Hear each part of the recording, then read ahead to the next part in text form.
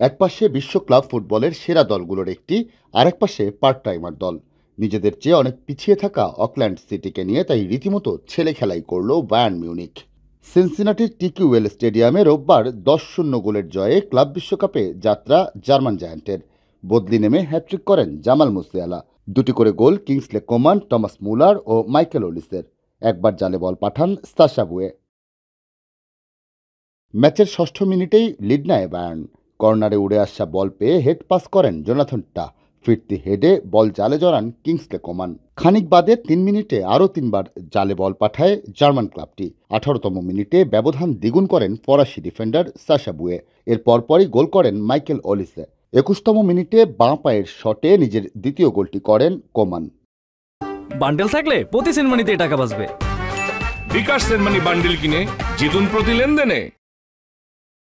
45তম মিনিটে ওলিসের পাস ধরে স্কোর লাইনে নাম লেখান মুলার।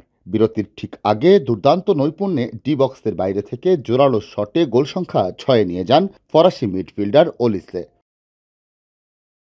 ঝড়ের গতিতে গোল হজম করে চলা অকল্যান্ড সিটি ন্যূনতম বাধাও তৈরি করতে পারেনি। প্রথমার্ধে বায়ার্নের 15 শটের বিপরীতে কোনো শটই নিতে পারেনি দলটি।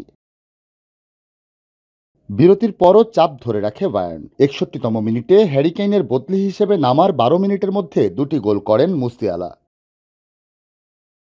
অকল্যান্ড সিটি ম্যাচের 80তম মিনিটে গোলের জন্য প্রথম শট নিতে পারে। 25 গজ দূর থেকে গোলরক্ষক বরাবর আঙ্গুশের ওই শটেই গ্যালারিতে করতালির ঢেউ ওঠে।